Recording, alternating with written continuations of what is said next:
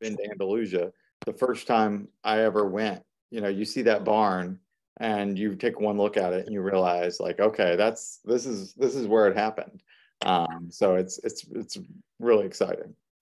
So with that, I'm going to turn it over to our host, Dr. Bruce Gentry, and yeah, let's hear more about Good Country People. Okay, so you notice we're a small group today, and you should feel free to wave your hand or put something in the chat. I will try to remember how to turn on the chat. Yeah, there it is. I can see what people are saying, and we can take this conversation in just any old direction you want to take it in, and there's plenty to talk about in this story, and where to begin. I think of Good Country People as the great demonstration of Flannery O'Connor's genius because of how many things she's balancing and juggling all at once.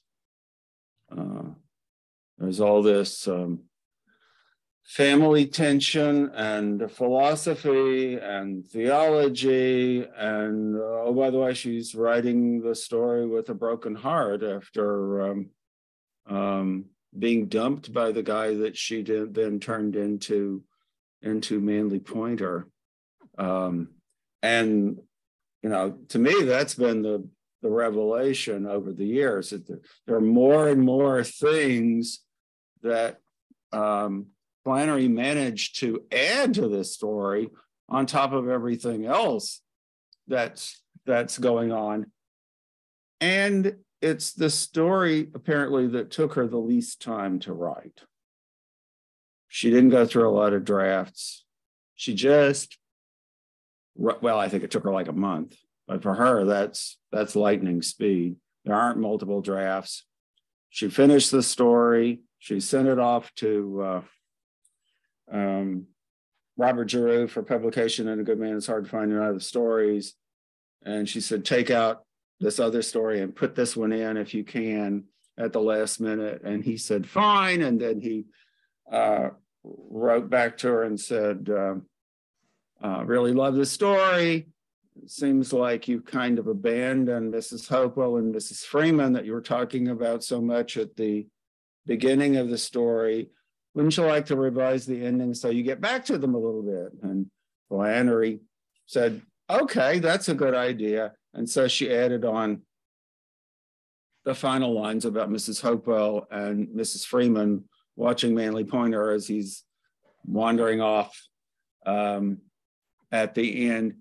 If she hadn't added those final lines, the story would have ended with Manly Pointer being observed by Holga with her glasses gone, struggling successfully across the green speckled lake, which some people say, oh, so he's Jesus walking on the water. And that's our final image to puzzle over for the rest of our lives. How can this creep be in any sense a Christ figure? And we've worried about that and worried about that and worried about that a lot over the years. And that's kind of key to how you're going to take the whole story. What do you do with those final lines? It's not odd that the final climactic lines of the story are where any interpretation has to start. And Bruce, having spent a lot of time in the archives, I know, O'Connor seems to have tons of drafts of these stories. And you mentioned she wrote this one so quick. Were there many revisions and drafts of this one, or is this? No, I think she just finished it, said this is it, and added on those paragraphs for Robert Giroux. Now, if you spend a month on something, you must have some drafting that's going on. Maybe she just didn't keep them. But you know, the other stuff that Flannery said about the story to make it seem peculiar is that she claims not to have known where she was going with it. You know, she says somewhere, "Oh, I just sat down and I was writing this stuff about this woman who works on the farm, and golly gee, first thing you know, there's this woman in the house who's got a wooden leg." And, you know, and we'll just see where that goes. And Flannery claimed that she didn't know that Manly Pointer was going to steal the wooden leg until about a page before he did it, which astonishes me.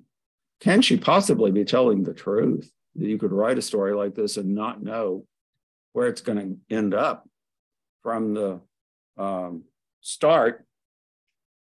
Well, maybe the fact that, you know, she wrote it at such speed has something to do with why she was willing to admit that she had kind of abandoned a couple of major characters and was willing to bring them back at the end.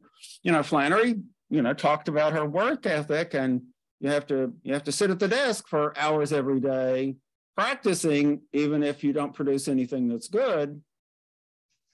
Because, yeah, sometimes you get a gift, but if you're not practicing all the time, and if you're not sitting at the writing desk ready to receive the gift, you know, the gift might come and you might not be there to receive it.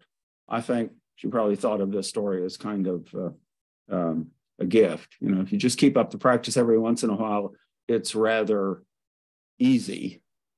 If writing one of these stories can be, you know, considered easy for her, maybe it was easier than most. Not like, say, Judgment Day, which she wrote her whole life and was still revising on her deathbed. And after it had been published in book form, they found some more changes that she had wanted to make at the last minute. And, you know, those had to be incorporated into the Library of America edition. She was never through with that story. Good Country People, she let go. She says, this one's done. You know, and the other thing for which the story is famous is that most everybody will agree that Flannery is, to a large extent, Hulga.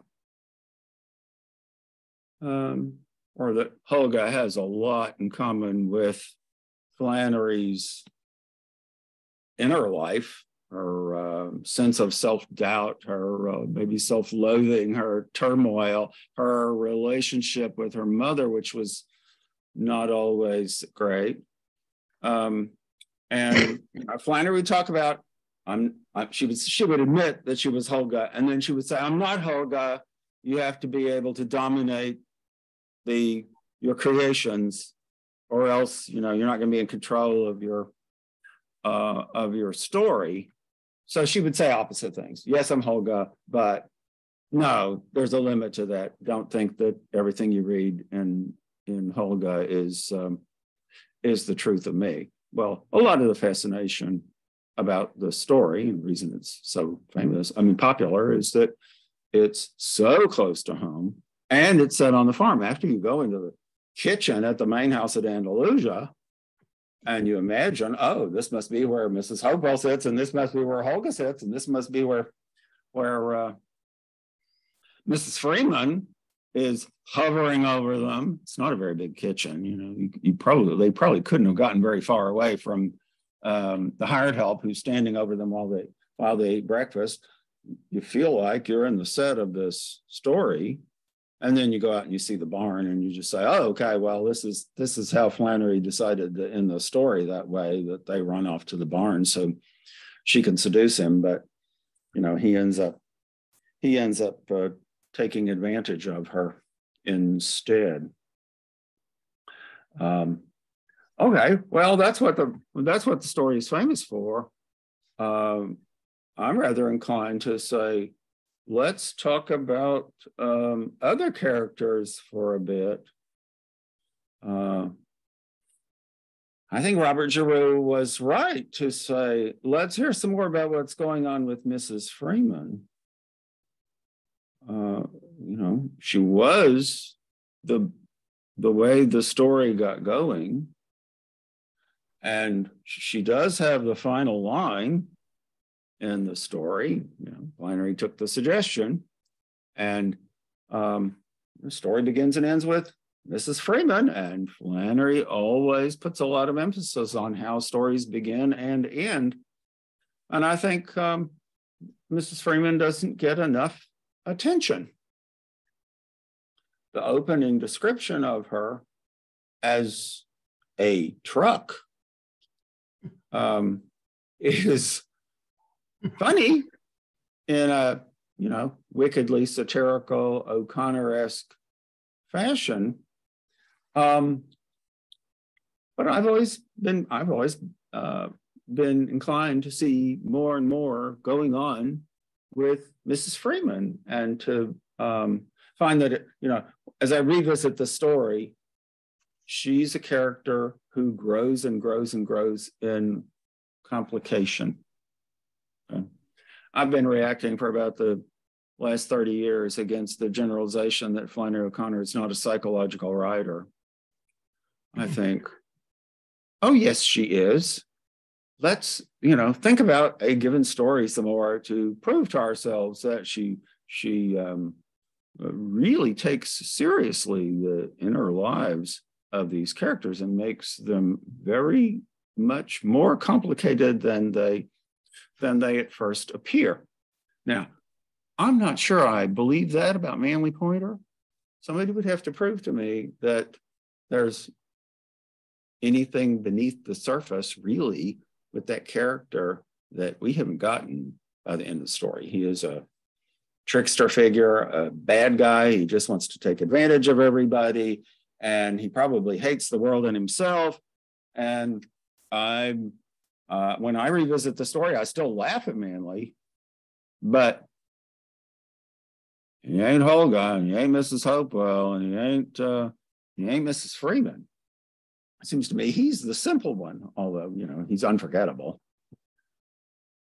I sometimes give students the assignment in class to draw a pie chart of the characters' minds, and say, okay, let's draw a line through our pie, and above the center line, try to list the motivations of this character, the motives that they're conscious of, and then ask, okay, what are the motives that they have that drives their behavior that they're not conscious of, that they're not aware that these things matter to them. Well, with Manly, the conscious motives and the unconscious motives aren't that far apart. Sorry, Manly. He's just a masculine jerk. Well, that's not too complicated. But with the others, with all three of the women, it seems to me, if you think about what's going on in the story a little bit, you can see that all three of them, if you interviewed them on tape, they would tell you that they care about A, B, C, and D, and really what they care about is W, X, Y, Z, that there's quite a bit of repression and suppression and denial about what drives the characters. And that to me is a big chunk of what's interesting in these stories. If you feel like you understand the characters, those three characters well, I would say, oh, we'll just play around with a little more, and I bet you they will surprise you. Now, I will add this. This is not a particularly scholarly thing to say, but over the years, I would say like every 5 years, I get an article, come into the Flannery O'Connor Review office through the mail that has the same basic claim. And I've never published one of them. They always get rejected by the referees. The referees always say, there's not enough evidence in the story for this. However, I would say that if this argument keeps popping up, if people keep having the same idea about the story and, trying to write an article about it, there must be something to it. Okay, and what's the theory? Mrs. Freeman is in cahoots with Manly Pointer.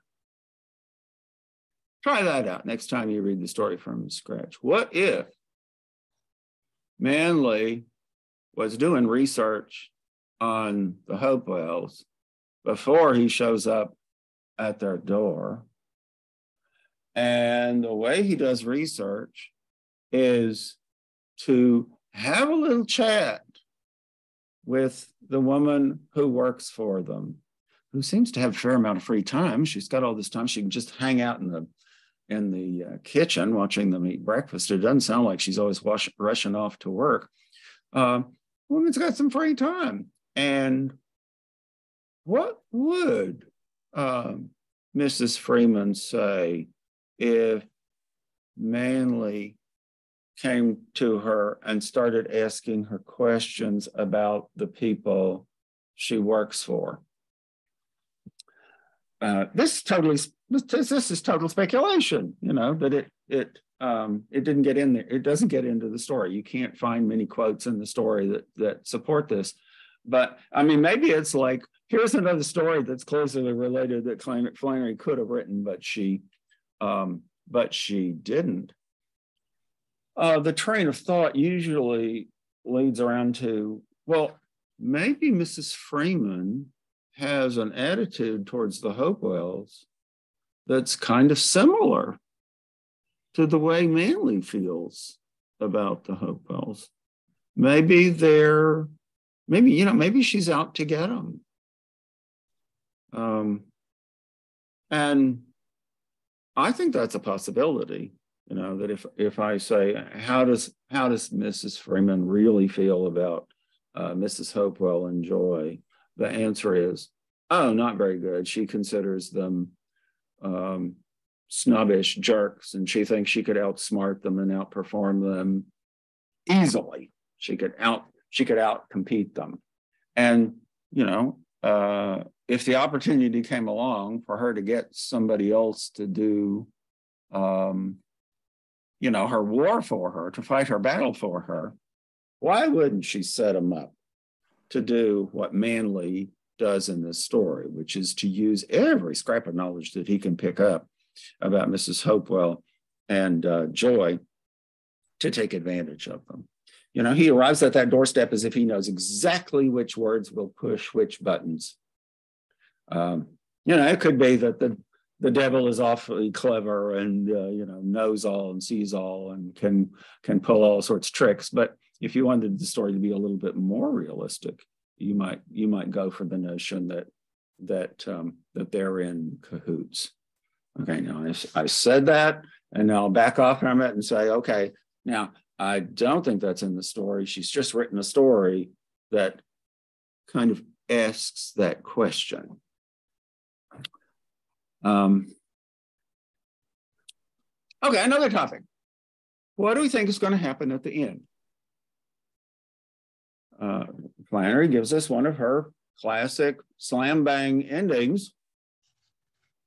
And it certainly feels like the story's over, that he does what he's going to do to Holgun and runs away at the end, having gotten away with it, and her glasses and her leg.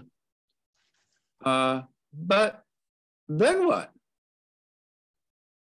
What's going to happen?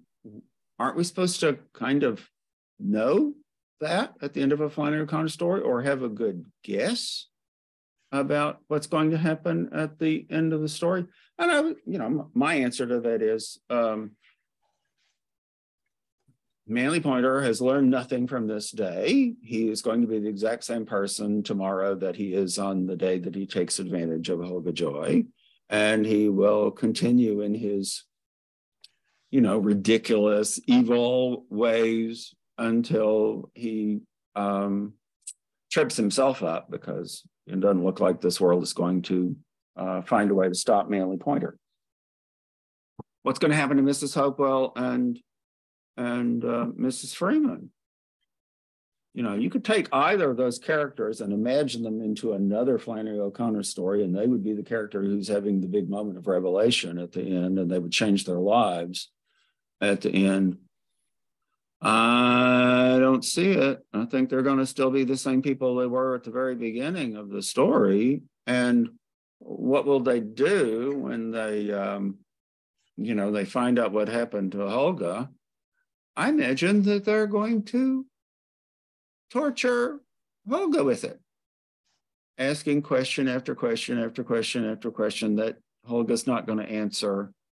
And when they realize, you know, they're going to realize that this irritates her. And so they're going to bring it up and make it the center of her character, the center of her life story, and just keep bringing it up in the most irritating way until Helga gets a bazooka. Yeah, Bruce, I was thinking about that too, because I've never heard that theory about you know, that Manley's in cahoots with Mrs. Freeman. And so on the one hand, like from Helga's perspective, you know, you have that ending, and this seems like this is crushing her. You know, it crushes her ego. It's, you know, it's this total reversal. But when you zoom out and you think about it from, you know, her mom's perspective, it's kind of a mundane thing, you know, like, oh, this is just going to be that story about the time that guy came and stole her leg, you know, and that's and it's like, oh, you know, you're not as good as you thought, or you got conned, or you got grifted. But it's not like she lost her life savings or anything. She had her leg stolen. Mrs. Hopewell will probably see this as the one more example of Helga's failure to be successful as a woman. And she's got other examples in her head, and this will just be one more. Yeah, I think I would go with that. And they're going to laugh about however they get her down. You know, obviously that's going to be an effort. How'd you get down from there? Yeah, it must have been really hard for you to crawl back to the house after getting down those steps with just the ladder with just the one leg. I can just hear Mrs. Freeman bringing that up for breakfast day after day after day. So the question, if you think that this is a Flannery O'Connor story with a moment of grace and, you know, a lesson learned and a breakthrough, it's going to be Helga's. Now, I mean, there are two kinds of people in the world. people who think that Helga's going to learn her lesson at the end of the story, and this is going to be good for her to be psychologically raped by an evil Manley pointer, and the people who don't buy that. And, you know, Flannery does say that the end of the story reveals to Helga the inadequacy of her worldview. She says it more colorfully than that. But, you know, Flannery says that Helga must realize something at the end of the story that she hadn't realized before. But I think the story is real open-ended as to what she's going to do with that. You know, if you've never read, and most people haven't, if you've never read the Joyce Carol Oates story that is a takeoff from Good Country People, well, look that up. It's a barrel of fun. It's called Amputee. And she has two artificial legs. And after she has her tumultuous relationship with a married man who dumps her, she backs off from it and decides, well, it's kind of fun to meet men who are turned on by amputations. And there it is. And at the end of the story, she is going to Atlantic City regularly to go to Trump's casino. Yeah, that Trump. Because she figures that's where she'll find men who want to have sex with a woman with a couple of amputations. Okay, so Joyce Carol Oates' reading is Helga might like it. Holga might say, well, this is more interesting than anything I've ever experienced before. Let's do this again and regularly. Well, that's never crossed my mind as a possibility at the end of the story. I can get all the way through the Joyce Carol Oates story and say, well, this person's character, this person's personality seems believable. And at the end, I said, well, yeah, maybe that is a possible response to the experiences are described in the story. I've always thought, maybe because of Flannery's coaching, I've always thought, well, okay, Holga is chastened some. But what she'll do with that is still very unclear to me. I mean, I can imagine that Holga is hurt forever, feeling just betrayed by the world. And, if you thought she was isolating herself and mad at the world before, she could go further in that direction. Things could get worse for her. She could be more bitter towards the whole world. And, what's the most positive thing you can imagine for Holga? Oh, okay. I thought I was smart, but I wasn't as smart. I got tricked by a person I thought was just good country people. Therefore, I will become a Catholic, march down to see the priest and say, I've seen the light. There are plenty of people who like reading this story that way. Oh, look at that. So who like reading the story that way, that this is just the lesson she needs. And she will have a religious transformation at the end of the story because of what she's experienced. And that line at the end about she sees him as Jesus in the final line is, the first domino in the line that's supposed to lead you to that reading. And Bruce, you mentioned Joyce Carol Oates. I put in the chat, there are other authors that have obviously been really inspired by this story. So Clyde Edgerton's The Bible Salesman, is a novel that sort of extends this story about an itinerant Bible salesman. And then Donald Ray Pollock's The Devil All the Time, which I think they made a movie about. Oh my God, The Devil All the Time. That sounds like a movie title, doesn't it? Yeah. Well, Donald Ray Pollock's definitely read a lot of Flannery O'Connor because he's writing these. His first book was called Knock 'em Stiff, and so then Devil All the Time was the second one, and it's also about an itinerant preacher it's very similar. Well, in the next Flannery O'Connor review, one of the things that's going to be published there is it's for a special feature about Flannery O'Connor and creative writing.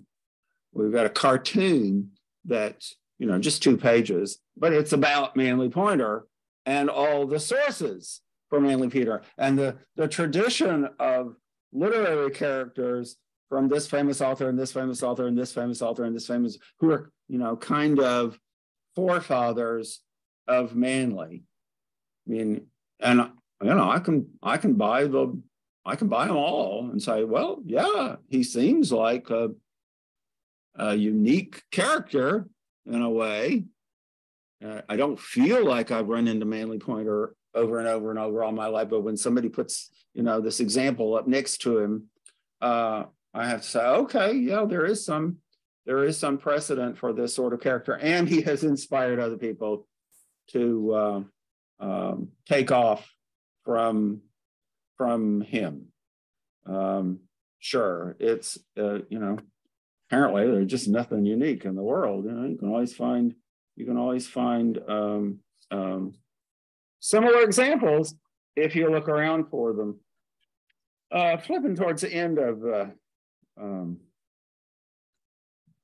the story, I find myself regularly looking at ends of stories again and saying, oh, I used to think that the person who was talking to me at the end was pure narrator, totally the narrator. And now I look at ends of stories and I say, it's almost always one of the characters' points of view that we're getting. And the narrator may not be agreeing with what the character is,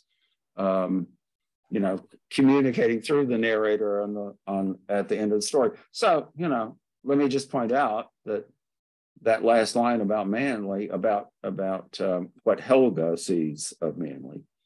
When she turned her churning face toward the opening, this is in the barn, she saw his blue figure struggling successfully over the green speckled lake.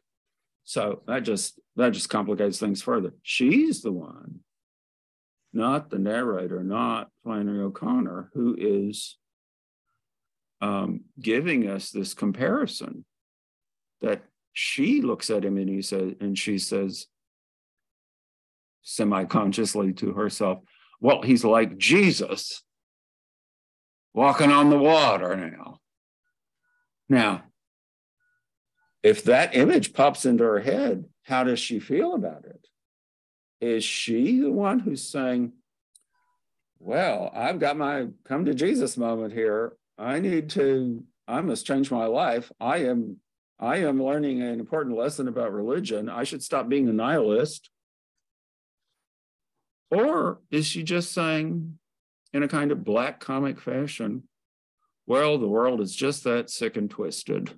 He stole my glasses, and now I'm looking out there at him, and he looks like Jesus walking on the water. What am I to do with that? Here I am, and I don't even know how I'm going to get out of this barn this afternoon, and I have to have that image pop into my head. I can get through that whole thing and think of Helga being amazed, flabbergasted, and furious that, in her altered vision at the end, she sees Manly Pointer as a Christ symbol. So it's complicated. All Flannery O'Connor endings are complicated. And, there are plenty of people who read the end of this story and they say it's about a character who needs to learn a lesson, who's wrong in a lot of ways, and she gets just the lesson she needs and deserves. And that's how the story should be read. And that is one of your options. And you wouldn't be alone reading the story that way. It's got, reading the story that way, it's got plenty of humor, which is always very important to O'Connor. She wants her horrors to be humorous too. And the story works that way. An excessive chastising of somebody who seems to be asking for it, and that is Helga. May I ask a question along those lines? Sure. What does Helga Joy, and therefore maybe what does Flannery think about all this higher education that she got and was so proud of? It certainly didn't end up being her saving grace, did it? Helga has to be saying at the end, well, geez, some of my assumptions, my conclusions of people are being called into question. That guy's more complicated than he appeared to me. And why didn't I pick up on that? That this guy's a con artist. Why didn't I see that? I don't know, I can imagine she says, well, because I've been sitting around reading Heidegger, and he doesn't exactly stick your nose in reality. He makes you think kind of airy, abstract philosophical thoughts. And she might say, I need to pay closer attention to detail. But, the question you're asking is a big, serious question. The first time I had a chance to read O'Connor when I was in a PhD program was for a course called Anti-Intellectualism in American Literature. And Flannery O'Connor was the star of the course. as you might predict. She's an intellectual, but, one of her famous lines, and I'm not going to get this exactly right, is, "I have what passes in this day and time for an education, but I'm not deceived by it." You can take that as, one of the best anti-intellectual one-liners ever, that higher ed just gives you a bunch of impractical ideas that don't really work in the real world, that mislead you. Or you can say she just has a very high standard for what intellectualism is supposed to do. And nobody's a good enough intellectual. Is that really anti-intellectual? If you think intellectualism sets a really high bar for your behavior and you have to work really, really, really hard to deserve that label. Flannery O'Connor was an intellectual who used her reputation as an intellectual to advance her publishing career, but at the same time, liked to make fun of intellectuals, including herself, and say, she'd say over and over and over she got a bad education at Georgia State College for Women, and that she never had to read anything. And, she had to start reading when she got to Iowa, and so she read some books. But she could always make fun of the intellectual. And there are some stories which exist almost purely to take an intellectual and humiliate them for having an intellectual thought. So it's both ways. Flannery only got one terminal degree, so maybe she kind of thought that there was another kind of education that she decided she didn't want to go for. She wrote that cartoon when she was an undergraduate about, "I can always get a PhD," but she never decided to do that. She decided an MFA was enough of that for her. But I think she still, kind of liked intellectualism if it was the right thing, if it was done properly. She just saw a lot of people around who weren't quite doing it right. She, her library at home was one of the great private libraries of philosophy and religion in America. So what if she got a lot of the books for free by doing book reviews? She was a serious thinker all of her life. And she didn't think that the philosophy and theology she was reading was irrelevant to her spiritual life or her writer life.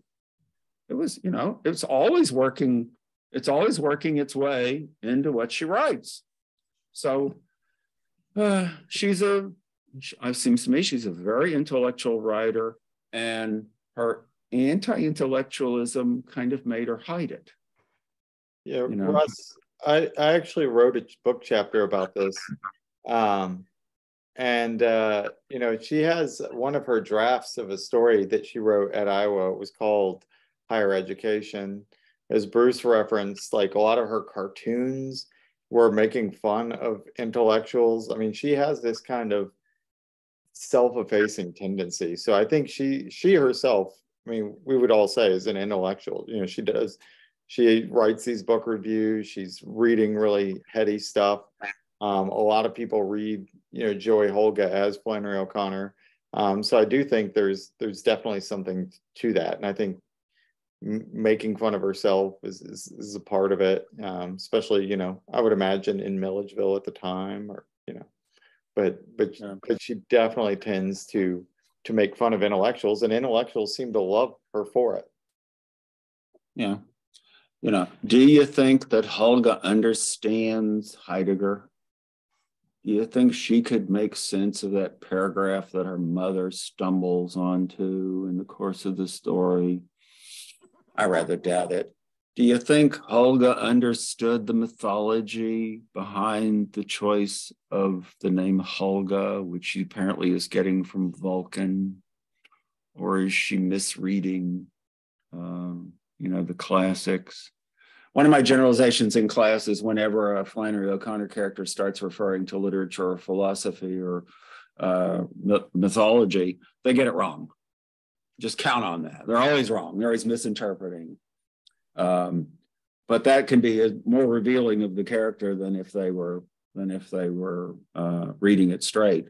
So, if they're bad if the characters are demonstrating what bad intellectualism is, and they do, that doesn't necessarily mean that if you were a good intellectual and you really did your homework and you really read things carefully, you wouldn't be just fine. Sometimes I say, just to go back to Mrs. Freeman for a minute, sometimes I say, Mrs. Freeman has a lot in common with the typical narrator of a Flannery O'Connor story. I know everything. Everybody's wrong but me. I don't have to change. I know all the answers. And I've got the goods on everybody. All I have to do is disapprove of them. And I've got my plan for the rest of my life. Sometimes that's how the O'Connor narrator sounds to me, like a real arrogant know-it-all who feels superior to all of the characters. And what's fun is that the arrogant know-it-alls are always shown to be wrong, whether they're a character or the narrator or maybe even the author. The stories are always more complicated than what anybody can control. And to me, that's a lot of the fun of O'Connor, and it's in this story. There are things in this story that are impossible to explain. Name symbolism. Oh yeah, here's a hand up. Yeah, Liz, jump on in. Okay, yeah, Mrs. Freeman, who knows everything. Doesn't she have the 15-year-old daughter who's already pregnant and everything else? So doesn't that sort of negate her I know everything, my life is perfect and I've got it all under control. And you were talking about the intellectuals. Maybe Helga is the good country person's version of an intellectual. This is what the good country people would think an intellectual is. If Helga were in the right setting, she could be surrounded by intellectuals who would think of her as good country people. Yeah. Flannery must have felt that way.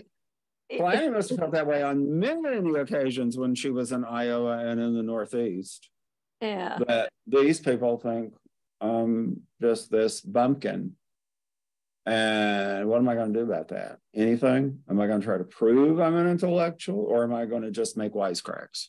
Well, but the good country people are looking down on the intellectual, because we know we may have, we may have the 15-year-old who doesn't know what's up, but that person thinks they know something. So they may know something, but it doesn't really matter. So it was just it's just taking everything and turning it upside down. Everything gets turned upside down, but that's turned inside out. And here's an interesting pattern in some major O'Connor stories. This is a good example. A lot of O'Connor stories start out without much of a plot. It's just a description. Let me tell you about the rut these people are in and how they live every day of their lives, and nothing is ever going to happen to them. They're like in limbo. And then something weird, miraculous happens, and all the rules change. And the world blows up. And insofar as that's a formula, I don't know if it is. It sure seems to work for O'Connor. And I would say the moment when it's discovered that Helga made a date with Manly Pointer, how could that be? No, but that's not part of anybody's worldview about what you can expect to have happen next. And it's like all the rules of the world are going to change from that point on. It's like the car wreck in A Good Man Is Hard to Find. You know, when the car turns over and here comes the misfit. Well, we're not in the same universe anymore. And I think that's got to be mostly intentional on O'Connor's part. You think you know the world? You think you know how this works? You think you've got these characters pinned down? Bang, I can blow up everything about what you think you have figured out about these people. But isn't that reality, and doesn't that happen to all of us? Oh, sure. And I mean, in that sense, O'Connor's a realist. And isn't that what happened to her with her illness? You know, she had a life, she had a plan, and then whoosh, it blew up. So maybe that's what she sees. I don't know. It's a thing. You know, there's that line about when her father died, it was as if God shot her in the side. Oh, yeah. But, you know, she thought she knew the world, but it wasn't. She must have had the same experience with the lupus diagnosis. And lupus put an end pretty much to Flannery's thoughts of romance. So that this story, in a way, kind of seems as if it's about lupus. You fool, you thought you could find somebody to love you, but lupus was going to rule that out. How could you ever have thought that you were going to get married to somebody and fall deeply in love and have that work out successfully? I think that's in the background of this story, although the story never quite insists, you know, that we take it that way as a love story. Well, and if you're lucky, you'll get a con man. I'm sorry. Yeah. Yeah.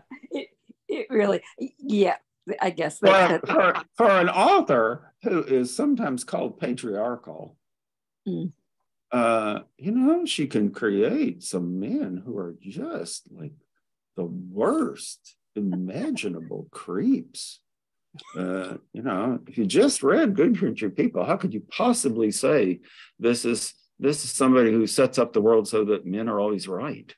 You know, that seems to me is like impossible to maintain through this story. Yeah, Manly Pointer thinks he gets what he wants, but it's you know, wooden leg and his eyeglasses. I mean, you know, these are just pathological problems that somebody needs to give him a good treatment for. And it's not, there's no real victory for Manly in this story.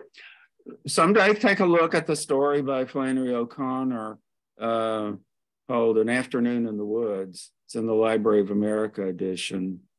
The main character is a little boy named Manly, who's really worried about whether he's really manly. And she took that story out to stick in Good Country People because she didn't want to have two protagonists with the same name, I guess.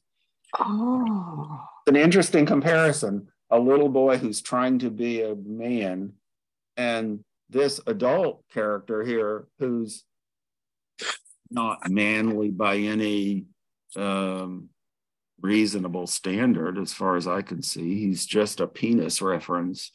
I mean, and of a, you know, such an obvious sort that you can't take it seriously. He's just a total joke. And then he says it's a fake name. You should have figured that out too. You know, Flannery, I mean, Holga's not even doing good literary criticism, but she should have said, oh, that's too phony a name. That sounds like something out of a short story. That can't be your real name. She didn't take English class enough. Too much time in class. I was trying to talk about something that is incomprehensible that I don't understand. Okay. Why all the references to detachable pieces of wood? Manly Pointer, male branch. Why the reference to the cedars? You know, Manly thinks that Mrs. Hopewell's name must be the Cedars. Free man. There's some little game going on here with all these references to detachability and woodenness, and then of course they're all like removable wooden legs in a way, right? I've been waiting forever for somebody to give me a really good explanation of what Malebranche is doing in this story. I mean, I can make something up, but somebody told me recently that they saw a picture of Malebranche, the philosopher, the theologian, and she said, and he looked like what I imagined Manly Pointer would look like. I have to go find a picture of Malebranche and ask myself if I think there's a description of Manly Pointer in the story that might be based on how this guy looks. Okay, we're gonna talk about what we don't understand. Okay, Helga quotes to her mother in a fight over breakfast a Jesuit theologian and philosopher. Right. And she agrees with him. Woman, don't you ever look inside? Don't you see what you're... We are not our own light, Helga says to her mother. We are not our own light. Well, that means we need somebody else to enlighten us.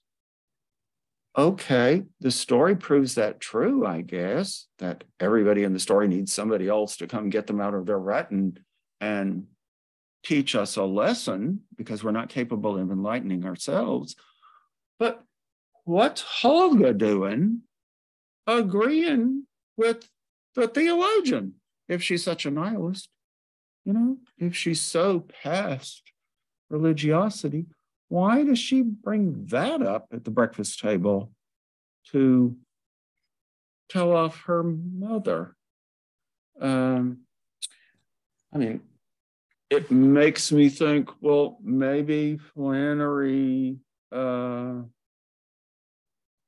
maybe Helga says things that she doesn't really believe, or that there's a big gap between what she says her beliefs and what her beliefs really are. That, even she might not quite understand what she feels, that she's more complicated than she looks.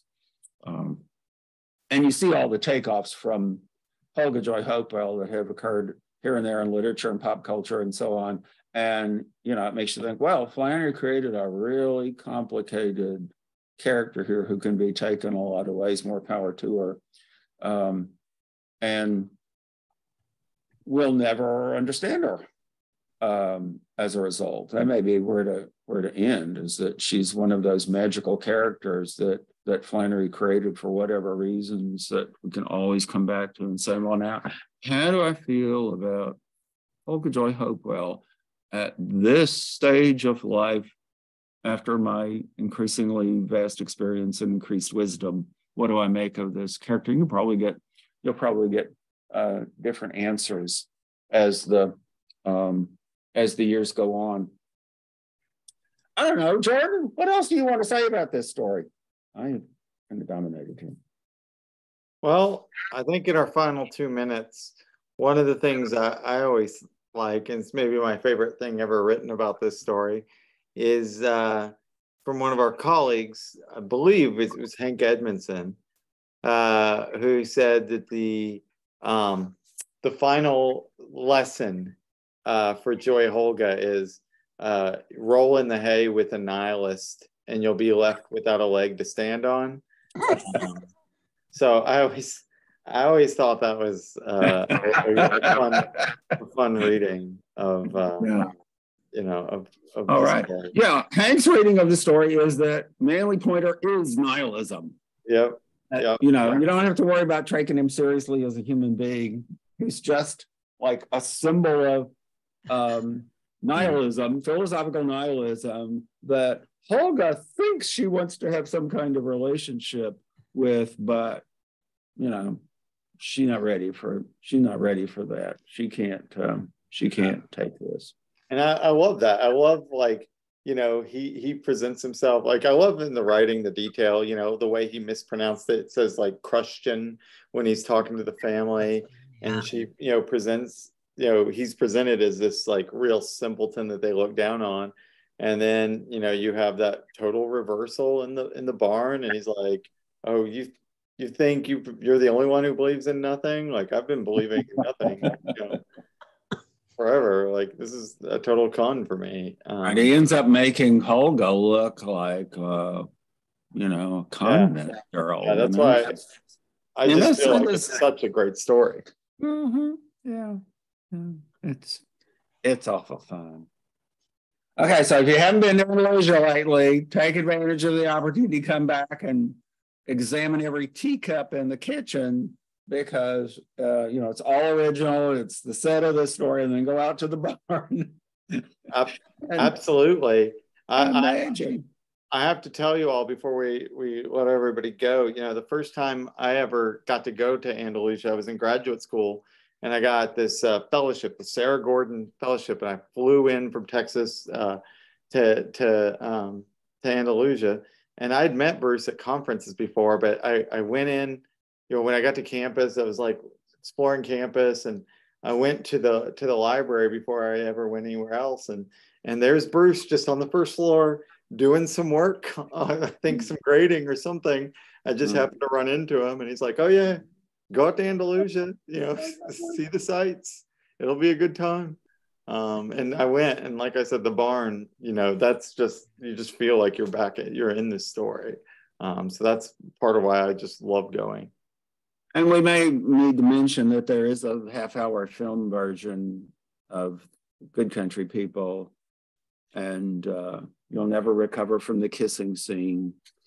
I warned you, but it's pretty readily available. And if all else fails, you can come to Milledgeville and ask people in the library to set you up with a DVD player, and they'll show it to you, and you will eventually recover from the experience of watching the film. It's it's painful and funny. Yeah. Okay, I guess we're done. Well, thanks everyone. If you do enjoy this programming, especially thinking about being her birthday weekend, consider giving a gift to the Andalusia Institute. I put a link in the chat there.